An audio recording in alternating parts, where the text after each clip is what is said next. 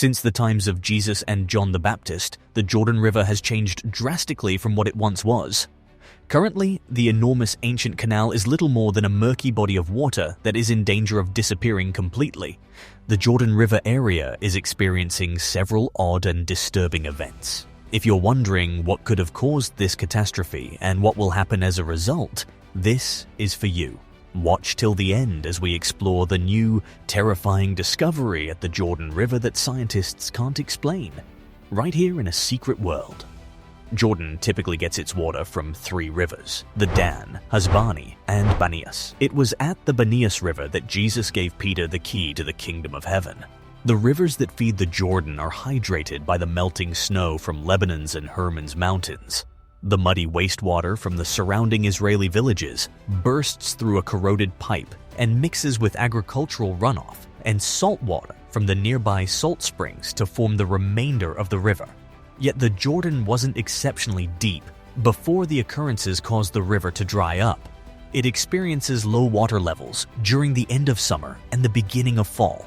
Although it's January to March high water period, navigation is impossible due to the river's steep upper channel, seasonal flow changes, and twisting shallow bottom route. Yet, the rate of flow reduces as a result of water leaking out and evaporation losses. The northern hilly segment of the Jordan River, which empties into the Sea of Galilee to the north of Beth Saida, is divided into 2 sections farther downstream.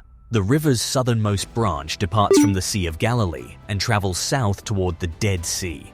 0.3 billion cubic meters of water per year used to flow from the Jordan River into the Dead Sea. But as of 2010, only 20 to 30 million cubic meters were flowing.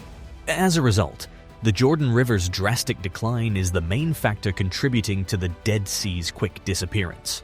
The Dead Sea's level is dropping so quickly that, according to scientists, it won't exist in 50 years. Although there are trace levels of bacteria and microbial fungi present, the sea is considered dead because of its excessive salinity, which makes it impossible for macroscopic aquatic life, such as fish and aquatic plants, to live there.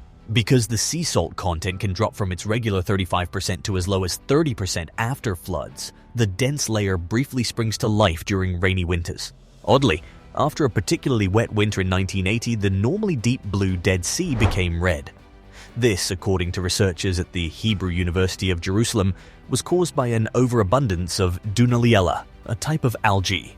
The presence of halobacteria that contained carotenoids and were fed by Dunaliella was what produced the color shift.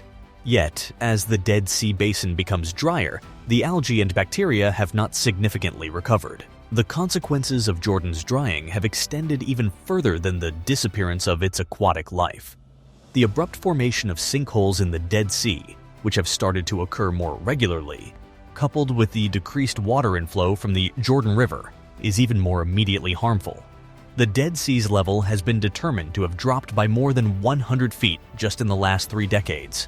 3 to 5 feet of the Dead Sea are lost every year due to shrinkage, which causes fresh water to rush in and dissolve salt layers hundreds of feet below the sea's surface. The earth then collapses into the voids beneath the surface, creating sinkholes. As the rate of loss increases, these sinkholes, which now number in the thousands, are spreading like a rash across the exposed sea floor. Before more people started appearing, the locals of the Jordanian town of Gor Haditha initially thought a small asteroid had smashed into the lifeless sea's soul-covered beach. One sinkhole's edge was removed from a structure held by the state, and a second one appeared adjacent to a house, forcing the family to move. A portion of the highway gave way at one point, causing many levels to fall below ground, and all that was left across the crater was a single PVC pipe. The residents of Gor Haditha finally realized the problem was right in front of them, a warning that the Dead Sea was on its way out and a sobering sign of how dry Jordan had become. As a result of a confluence of causes, including its growing population, local disputes, continued commercial and agricultural mishandling, and now climate change, Jordan has historically been at the top of the list of water-scarce nations, could soon bestow a new distinction on it. That makes it perhaps the first nation to lose reliable sources of fresh water. The sinkholes are a small piece of a much larger puzzle that demonstrates Jordan's increasing chronic thirst. According to the Jordan Water Project at Stanford University, the country's annual decrease in rainfall might lead to a 30% reduction by 2100. The nation is a resource-poor desert kingdom that is almost landlocked. Although the outbreak has increased demand by 40%, Jordan's aquifers, which are ancient bedrock basins that take a long time to refill, are being pumped at a breakneck rate, according to the Water Ministry. Desalination is currently a costly alternative that benefits some of Jordan's wealthier neighbors. Jordan's terrible financial status was the reason. You drive through the Azraq wetlands, which were formerly a lovely water-filled resting place for migratory birds until you arrive at a sizable tract of the desert. Jordan's summers has grown hotter over the years, with typical daytime highs above 116 degrees and lows of over 90 degrees. It also ranks in the top 10 nations with the lowest precipitation rates on Earth, with an annual precipitation level of fewer than 200 millimeters or 8 inches of rainfall. The water problem in the region may be largely described analytically. Researchers assert that the water supply in a nation with more than 10 million people cannot support a population of more than 2 million. Its population reached its peak in the 1950s at 500,000 people. Extreme scarcity, according to the UN, is less than 500 cubic meters annually. Jordanians must make do with 135 cubic meters, or around 36,000 gallons of water per person per year. This population growth is largely a result of the country's reputation as an oasis of stability in a volatile region. Together with Yemenis and Libyans, more than 1 million Syrians have left the country since 2011. Jordan is probably going to take in its refugees if there is a conflict in the region. Lebanese refugees from the 1980s civil war, Iraqis who escaped US bombing and sanctions, and Palestinian refugees from Israel's establishment in 1948 and the ensuing 1967 conflict all now call the kingdom home. Although the situation with the Dead Sea and the Jordan River is bad, there are some positive aspects. Throughout this time, important archaeological discoveries have been made. A further fragment from the Dead Sea Scrolls, a collection of ancient Jewish and Hebrew sacred writings discovered for the first time in 60 years after the previous discovery, was discovered in the Qumran caves on the northern shore of the Dead Sea. The new scroll was composed in Greek, and according to the Israeli Antiquities Authority, which oversaw the dig, it is thought to be a portion of the scroll known as the Book of the 12 Minor Prophets, which was first discovered in 1961 but was missing a piece. Zechariah chapter 8 verses 16 and 17 and Nahum chapter 1 verses 5 and 6 are quoted. These minor phrasing changes in comparison to other known manuscripts have affected our understanding of the evolution of the standardized Hebrew Bible. The earliest known text from the Hebrew Bible, as well as other apocryphal literature, may be found in the parchment and papyrus manuscripts, which range in date from the 3rd century BC to the 1st century AD.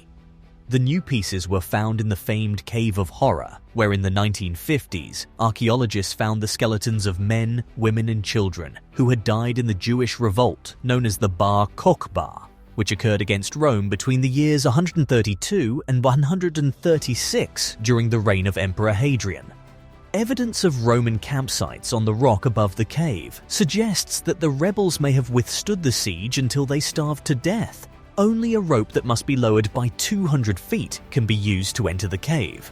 Along with a child's partially mummified skeleton dating back 6,000 years, Jewish coins from the Bar Kokhba rebellion, ancient arrowheads, and a 10,500-year-old basket that was kept intact over the centuries by the desert's hot, arid environment. The new dense scroll is one of several archaeological finds made recently. According to Ronit Lupo, a historian for the Antiquities Authority who spoke to the Jerusalem Post, the child's skeleton and its cloth covering were kept in unusually good condition.